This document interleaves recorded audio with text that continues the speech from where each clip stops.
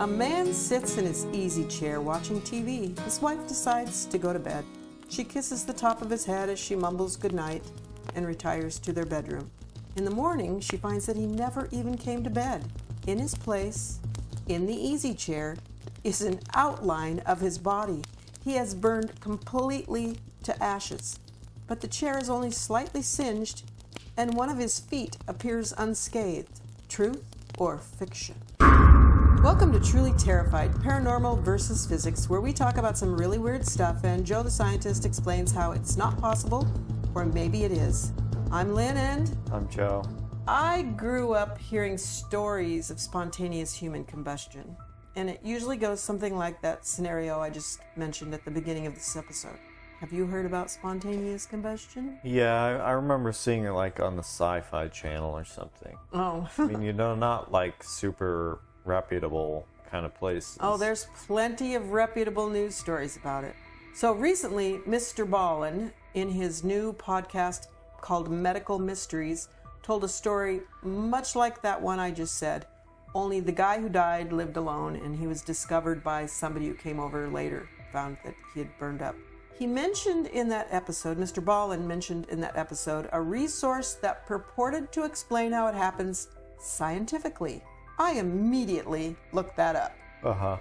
And because it mentioned quantum physics, I figured this would be a really good topic for me and Joe to go over. So we will talk about that aspect of it in a minute. But before we get into that, I want to tell a few more stories. These are things I found in newspaper reports. I want to stress that. It wasn't like on a sci-fi thing or somebody's weird blog or these are newspaper reports. All right. Margaret Hogan lived alone on Prussia Street in Dublin, Ireland. She was 89 at the time of this incident, so she was an old lady. On March 27th, 1970, a neighbor came over to visit, and since it was a chilly, damp night, Margaret had a small fire burning in the grate. It was a coal fire, if that makes any difference, which I don't think it does, because they didn't find that it did. The next day, something, I don't know, I'm not really sure what, alerted the authorities that there was a problem on Prussia Street, but when they went over there, they entered Margaret's house, and they found her body burned almost to the point of complete obliteration. Plastic flowers that were displayed on a table in the center of the room had been reduced to a puddle, and a TV with a melted screen sat 12 feet from the armchair in which Margaret's remains were found. Other than that, the room and its contents were almost untouched. Other than Margaret and those two things. What about her chair? They didn't mention the chair in the newspaper article. Her 2 feet, both feet, and both legs below the knees were undamaged. It's really weird. No connection between the fire from the night before, that coal fire, and Margaret's death could be found. Her death certificate lists death by burning, with the cause of the fire listed as unknown. And that's where they left it. Well, what can you really do? You know? This is what you see. I just have more faith in fire marshals to be able to determine what started a fire than that. That just seems crazy. Well, what if they can't? They just can't do it. Just no matter what they do, they can never find a solution that fits. Yeah, I guess that was the situation. That's just how it is with spontaneous human combustion stories, or ones that are attributed to that. Maybe they're, maybe someone broke in and used a blowtorch to cremate her. That would be crazy. But so that's one alternative. The other alternative is she just spontaneously combusted. They did mention she had no enemies. Everybody liked her. There was no issue like that. Okay, this next story was also in a newspaper. I found it in the New Zealand Herald, dated December 15th, 2017, but the event happened in September of that year, and the article originally appeared in the Daily Mail, which is a London newspaper. So it was the middle of the day in Orchard Place, which is North London, when 70-year-old John Nolan was walking down the street. He was a single construction worker from Ireland. He just recently moved to that area of London. So he's just walking down the street. 70-year-old dude just walking down the street. Plenty of people saw him walking down the street. And suddenly he burst into flames. Horrified, Passers-by tried to put out the fire while other people called for emergency services. They got there. They took him by air ambulance to a hospital. While he's on fire? Well, they put out the fire, I'm sure. Okay. But they got there and they took him by air ambulance to a hospital with a burn unit, but he died the next day. His body was 65% covered in third-degree burns. London fire investigators were unable to find anything at the scene that could have sparked a fire. No property or anyone else was harmed in the blaze. Detectives, at that time that the article was written, detectives were appealing for witnesses to come forward to try and explain how he came to be caught on fire. The witness who had already spoken with the police said he wasn't talking to anyone else. He wasn't, walking with anyone else. He was all by himself, walking down the street, burst into flames. A post-mortem examination gave his cause of death as severe burns, and I guess other than that, it's unexplained. So there have been about 200 cases that have been documented throughout history with victims that are often elderly, sick, or under the influence of alcohol, which could explain why they aren't able to escape the fire. And then something that they don't talk about is if they're overweight or if they smoke. In that one, where was the fire? Where did it start? I mean, if people saw him ignite, where did it start on the spot? They didn't say in the newspaper article. Yeah. That might have been that would be really important, because if it was like the area where his pocket on his pants is, that's kind of telling. But still, how can you go from, okay, say you had, and I did have a lighter one time in my car, spontaneously burst into flames. It was summertime in Nevada, Okay, Really so let's hot, say he had a lighter in his pocket and it bursts into flames. It doesn't explain how his body could become completely engulfed in flames. Presumably he was still wearing clothes at that point. Yeah. So the clothes could continue. So one of the things that some experts say is that it's caused by something called the wick effect. The fact that these people are completely annihilated. Not necessarily what causes the start of the fire, which is what that website that Mr. Ballen mentioned talks about, what causes the start of the fire. Mm-hmm. This says that the wick effect is the reason why they burn so completely. So the wick effect is the partial or total destruction of a human body by fire. So something starts a fire, and then the clothing of the victim soaks up their melted fat and acts like a wick of a candle. So basically it's like a candle inside out. The wick is the clothing, mm-hmm. and their fat would be the wax, but the wick is on the outside. Can you picture that? Yeah. That's gross. The theory says that the person is kept burning through their own fat after being ignited, either accidentally or by whatever means. The clothed human body acts like an inside-out candle with the fuel source, human fat, inside, and the wick, the clothing of the victim, outside. Then there is a continuous supply of fuel in the form of melting fat seeping into the victim's clothing. That's why I wish they said, was this an obese person? Because, ordinarily a person doesn't have that, well, maybe they do have that much fat. I don't know. It seems like everywhere I go, there are a lot of really overweight people. Mm-hmm. Maybe they do, but that just seems bizarre. It seems to me, if you ever seen the pictures of like victims of like forest fires, so it's like super intense fire, mm-hmm. and like usually they're in a car or something, and everything is completely annihilated, but there's still like a husk of a person. Yeah. It seems to me that if there was a fire and it burnt through your fat, then it would produce the same effect as a fire that was consuming your fat to continue. Mm-hmm. So the just fat case probably, it seems to me, would not be able to also annihilate your bones and muscles. Yeah. Sometimes their skulls are left, but sometimes their feet, in fact, quite often they mentioned feet being left relatively unscathed. Anything but... Yeah, there's not much meat on your feet. Yeah. So the problem isn't that a human body can be burned to ashes, because we know that human bodies can be burned to ashes. It's more like, what starts the fire? Why doesn't the house also burn? Why don't the feet burn up too? And there are people who have opinions about it being of paranormal origin.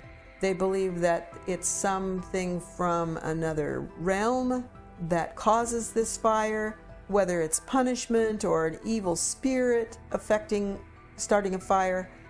That seems pretty outrageous to me. Yeah. Because why would they want to do that? Could you imagine you're like an evil spirit or something? You kill this guy. Well, now he's going to turn into a spirit. Right. The hell?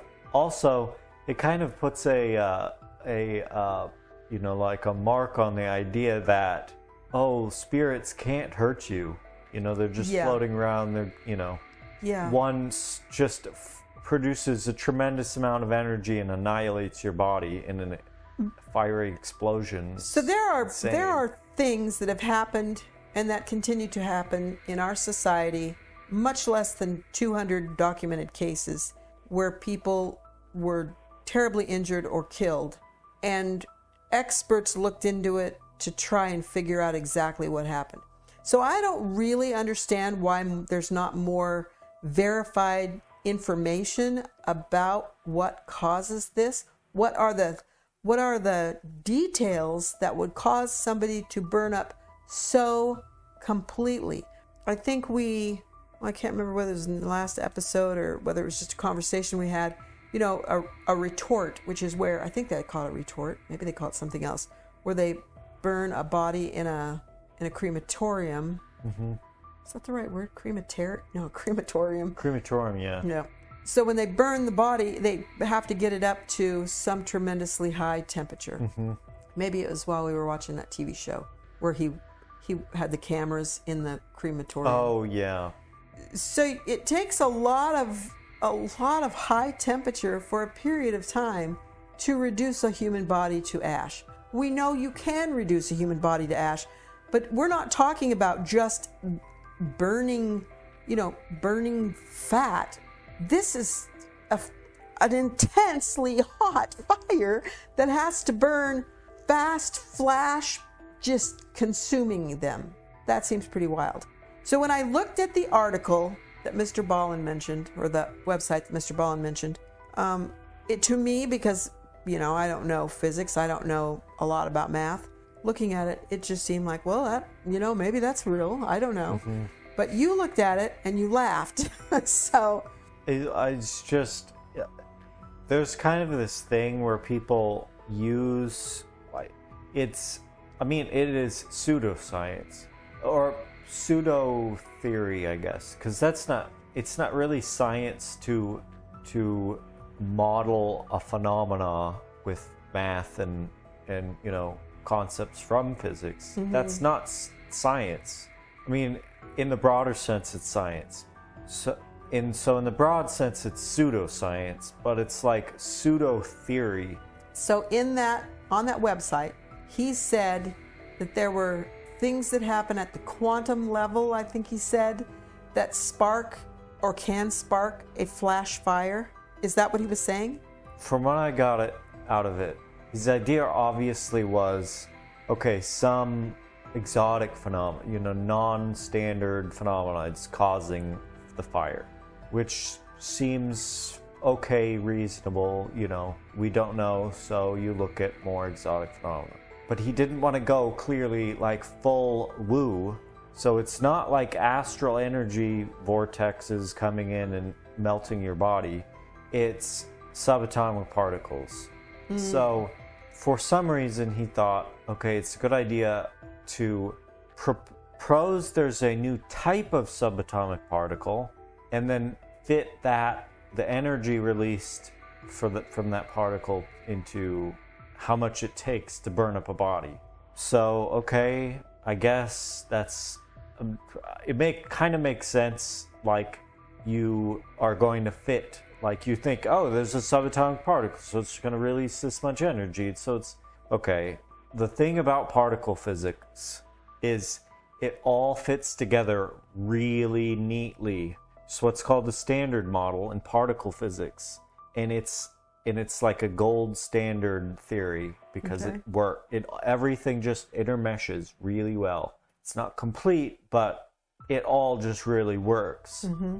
If you proposed a new type of subatomic particle, it would completely break that. It's not just like, maybe we're just adding people something say in here. like all sorts of particle names, especially like way back when there was what was called the particle zoo because there was so many different particles proposed. And you can't do that without pretty much severely breaking the standard model. And secondly, he is like, I only just kind of skimmed it, but it looked like he was fitting the energy required to burn up a body and then using that energy to find the energy required released from the particle as it did something. So he was kind of going backwards in it. Yeah, he was to justify his extrapolating proposal. From the energy required to burn up a body too. But there's going to be a lot of other effects if you, like for instance, fat. Once that starts combusting, it probably produces energy. So it's not going to be like just this is the amount of energy to take to burn up a body, so this is the energy the particle releases. And the third thing is generally either subatomic particle phenomena that produce energy, a lot of energy.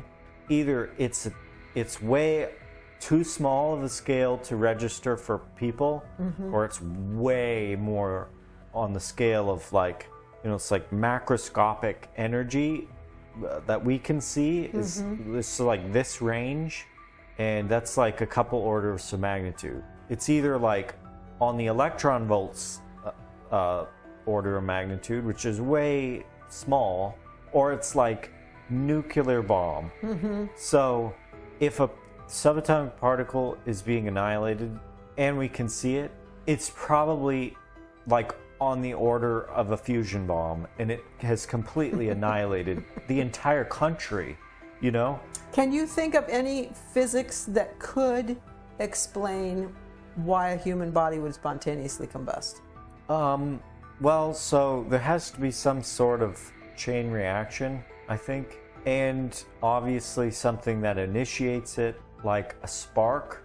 I don't think there's anything your body can do to heat itself up over boiling temperature. Just like your body's normal functioning can't do that. Like your metabolism, you metabolizing energy, you can't do that. And so it kind of would have to be something like your fat is burning. And a spark could do that. Yeah, but it would have to burn for a little while to melt the fat. Because fat doesn't melt like, it's not like your butter. And it's not like just a fuel source. It's tissue. Yeah. And there's water in it. It's not producing a tremendous amount of energy, but obviously people do melt fat and use that with a wick to, I just really can't see it produce enough energy. So my sense with these stories is there are factors missing. For instance, if you grab two electrified pieces of metal and you complete the circuit, the plasma, just the energy through that, depending on what the current and voltage and whatever is, can completely destroy your tissue in a line. That's true, yeah. If there's some sort of extremely energetic electrical phenomena going on, for instance, ball lightning. Ball lightning has, as far as I know, been proven to be a thing. Yes, I've seen Now, it. I really couldn't imagine it just hovering over a person. I've heard of people saying, old-time reports of ball lightning coming down old-type chimneys, coming down a chimney and coming into a house. Okay, so when you're talking about electricity annihilating tissue, yes, this is true. But even those linemen that get electrocuted, and that, I don't know what the voltage is or the current or however they measure it on those high wires, but it's tremendous. They don't turn to ashes. They usually have a point of entry and a point of exit. Yeah, that's true. It's usually the electricity follows a tight path. Yeah. and it destroys everything on that. Yes. It's like when people get struck by lightning, there'll be like a lightning pattern through their tissue. Right. Where it followed that, not just everything. It wasn't just an explosion. So I don't think electricity can be explained. Although it's a good theory, but I don't think it can be explained. Well, I mean, it's a good thing to think about, a good theory to think about. What my thinking with electricity is the plasma is super hot. So, like, let's say there was just like a short circuit right next to you, and it was making this plume of plasma, which is superheated air. That's super hot. That could easily catch you on fire. That could burn you. Right. And it's not touching you. And if it's going through your body, it's the same thing. Now, again, it's like, okay, what's the point? So you're laying there and you're completing some circuit and it's slowly just destroying your body. And it's going through you because you have water, you're a less resistance than your chair or whatever. Maybe. But again, it's like, I think something's missing from the stories, and they're not necessarily all the same causes. But usually, like, it's like you look at it, you see a story like that, and you see what the reporters are reporting on, and they're getting secondhand information from the police or whoever, and witnesses, and they're just average people. They're not like Sherlock Holmes looking and seeing all the little details. If there was like some crazy weird situation going on, they might not even notice. Okay, I just thought of this, and this is probably disrespectful of the devotion that some people in authority have for their jobs and for truth and for justice, but most of these people are not wealthy, and they're old, and I could see that it would be easy to just say, I don't know, they died by fire, I don't know why, and just leave it at that. Because if it wasn't an obvious thing, why go to all the trouble to try and figure it out? And about the guy spontaneously combusting whatever while he was walking down the street, again, it's like, okay, maybe what if he had solvents?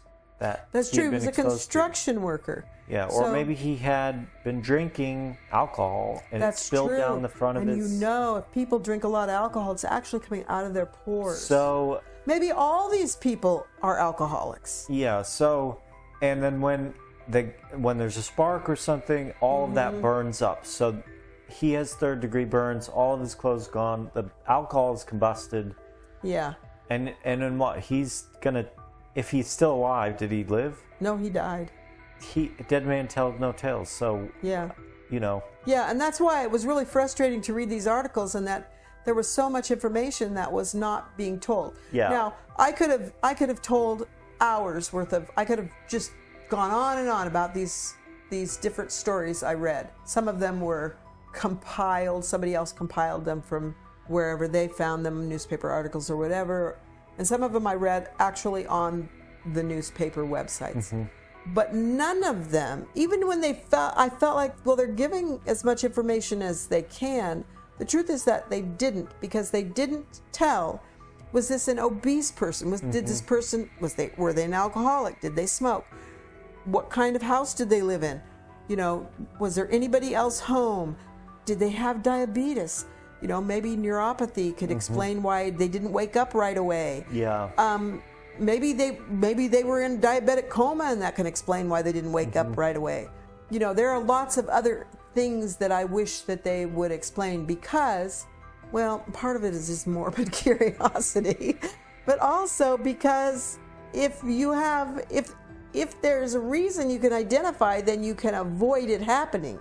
Yeah. And so I do think it's interesting that there are 200 documented cases, and nobody has taken the time and trouble to compile the actual true facts of it, not some BS, pie in the sky, demon came. Also remember, once the scene is cleaned up, the people who investigated weren't necessarily looking at all of the little details that could have provided evidence. So it'd be more like a forensic investigation of the person's life at that point.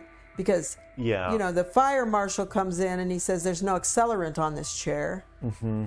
And the coroner says they died by fire, unknown origin. And it's not really helpful. And they go, their feet didn't burn up. That's kind of weird. But you know what? There's no foul play here. No signs of foul play. So it's just a head scratcher. See, no one's perfect. Maybe there is foul play in some of the situations. Maybe so. But more generally, if they're what they're saying, the details they're saying aren't true, which is entirely possible, then you have even less. You can't be sure that the investigation that those details were true. Mm-hmm. Right, exactly. I mean, they might, you know what I mean? Like the investigators might not have been able to see that it was something else. So what's your take on it? Do you think you just think there's a rational explanation, they just haven't found it? Or do you think that this is something that that could happen. It could happen to your dog. Or do you think that it's woo? I have a really, really hard time seeing, like, based on just common sense model of everyday life, that you cannot just spontaneously start burning up and then die like that and then completely annihilate. Yeah, I think I'm with you. And also, if a body, a living biological creature, can do that, then it would happen in other creatures. It wouldn't only happen in human beings. Mm-hmm. Maybe a dog's fur could be the wick. Yeah, true. You'd see squirrels, like you'd go out in the woods and find like a ring of where a fire had been and a squirrel like tail in the middle. Yeah, exactly. So, and along the lines of like paranormal explanations, so here's the issue. Okay. If we're trying to figure out causes and we have like really good models of reality and we still can't figure it out, there's a lot of like really reasonable, obvious, possible explanations, but we can't distinguish them. Mm-hmm. If you now add essentially any paranormal idea in there, you have much less distinguishing power between possibilities. Yeah. So like, let's say it's possible an angel can come down and smite you and just and just burn your body up instantly. Well, now anytime there's anything like that, you can't even distinguish the normal thing that you're 99% sure of and that weird situation. This is the problem I have with people just immediately jumping on it's paranormal bandwagon. And I do believe in paranormal things. I believe there are some things that are they're happening. We don't have an explanation for them.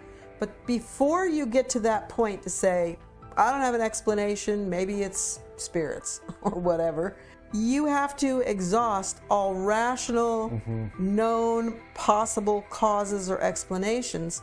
Otherwise, you're doing a disservice not only for the real cause, but you're also doing a disservice for paranormal studies, because you're taking away any sort of ability to view it as a possible thing. You're just putting it into the realm of absurdity.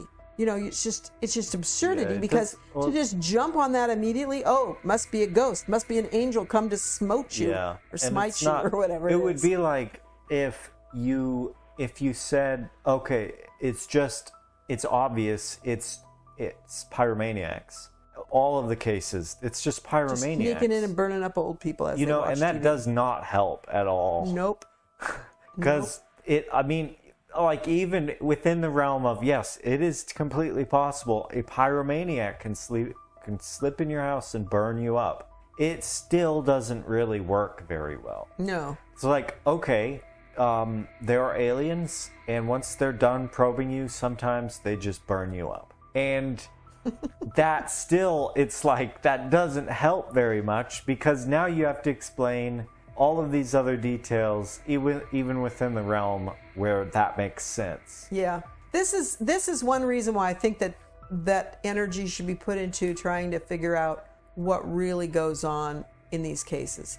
Because if you're an 89-year-old lady living in your little house in wherever she lived, I can't remember where she lived, and you have some of those risk factors, and I'm just going to name off some risk factors that in my own uneducated as far as forensics go brain, obesity or alcoholism or diabetes or narcolepsy or whatever those things are that might make you more prone to being a victim of this, it would be a good idea to be able to identify those people and say, this is really important that, you avoid these situations or scenarios. Don't fall asleep in front of your coal fire if you're saturated with alcohol, Yeah.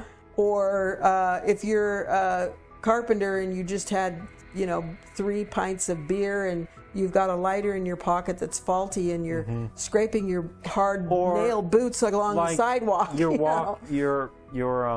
You've just been like staining wood. Yeah, you got turpentine all over your clothes. And then somebody is smoking and one of the ashes floats down to you. Exactly.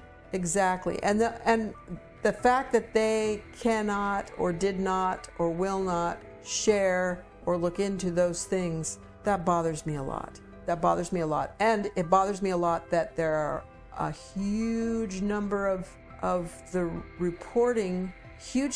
reports of this type of event, that people go straight to paranormal without looking at the possible causes that are not paranormal. And so we've got this thing that's happened 200 documented times to old people. Keep in mind, the result might look similar, the cases, but they might have high variability in causes. Exactly. Yeah. And I also really don't think it's helpful to propose like subatomic particles and stuff. That seems really excessive. Unless you have a really good it's really down, like, yeah, look at this, the math, it works really, really well. And his math didn't work. Yeah, well, he had one equation, it's like based on a very rudimentary quantum mechanics. And no, actually, one more thing about that. He justified a new particle because we don't know what dark matter is. So there's a particle out there, we don't know what it is. A particle, keep in mind, that doesn't interact with anything. That's why it's called dark matter. It just doesn't. It doesn't like hit your body and then spontaneously annihilate you. That's the same thing where they don't understand this set of circumstances, so they just jump way over here and come up with a whole different theory without taking into consideration that some of what they've just abandoned here has validity. Just because they didn't understand it, you can't just ignore and just toss it all out like it's bullshit and go and come up with something that has no other, it has no basis in anything else. It just is there. If pyrons are actually a thing... is that the name of his little things? Yeah, you could probably look at like distant bodies, cold bodies out in space, and their temperature should be slightly higher because inanimate objects would also have the particles every once in a while decay and produce heat. So that you could falsify that pretty easily, I think. And as far as I know, it's already falsified. Yeah. So okay. And as with all the other stuff, I don't even think it's at the level of falsification. It's just proposals that don't really make any sense. So I'm sure that, and I don't want to just diss this guy. I'm sure that... The Pyron guy? Yeah. I'm sure that he thought long and hard from a place of not a great deal of education about physics and math, but I'm sure that he really feels like he hit on an explanation with his incomplete knowledge. But unfortunately, that doesn't help the true problem, which is that this thing has happened to over 200 people, documented. So I would suppose that if you wanted to get to the bottom of it, probably a good way would be to set up a lot of experimental setups where you have like animal tissue analogs, Yeah, and then try burning it.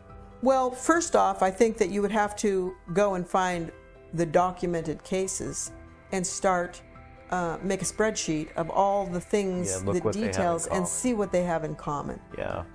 I really wish someone would look into this more realistically and not pie in the sky, and come up with some real Spontaneous human freezing. Oh, you did mention that, yeah. Yeah. So, is that a thing? Someone dies of hypothermia? Not as far as I know. It's not as like flashy, you know, they don't just burn up, but they're like But how would you know? there. Because when you went to their house, True. they would have already melted. So they'd just be wet. They'd just be dead and wet. Yeah. So, see, there, you can't distinguish that even from the beginning. You can't say, oh, there's anything interesting there because it's indistinguishable. All their tissues, every single cell would be burst, though, because that's what happens if they froze. If they froze fast, they would be flash freezing. A spontaneous human explosion. Gas builds up in your. Now that seems like that's a real possibility. Boom. Yeah, that seems like that could really happen. Yeah, it does. I mean. What? No, I mean it seems like it does. Could happen. But as far as I know, that's not a thing. And that brings up the other topic that, okay, let's say people aren't creative enough to make up bullshit kind of ideas. It doesn't mean those ideas that they counterfactually could have made up aren't actually true. That's true. You know? Yeah. So it's like, oh, all the religions are wrong, and it's not angels, it's like this other thing, and it's like a weird hairy little pygmy thing in Argentina. And it's just something completely it's all out of left field, and that's the you know, I do think it's good that people think about it and think about things outside the box. You know, they're thinking outside the box. I think that's good. And definitely. If you can, it's like what I always do when we're talking. Just come up with something. Obviously, I don't think that's true, but if you can do that, you're flexibly like thinking, and you might hit on something, or you probably hit on a core idea that guides your investigation. Well, maybe someday someone will discover what causes people to spontaneously combust. In the meantime, maybe we'll also discover that people are spontaneously freezing. Or spontaneously teleporting. Our contact information is in the show notes. You can email us, text us, or even call and leave a 3-minute voicemail. And as always, if you have a story you want to tell, send it to us. Please share, subscribe, and leave a review wherever you get your podcasts. Thanks for listening, and never be so terrified you can't run.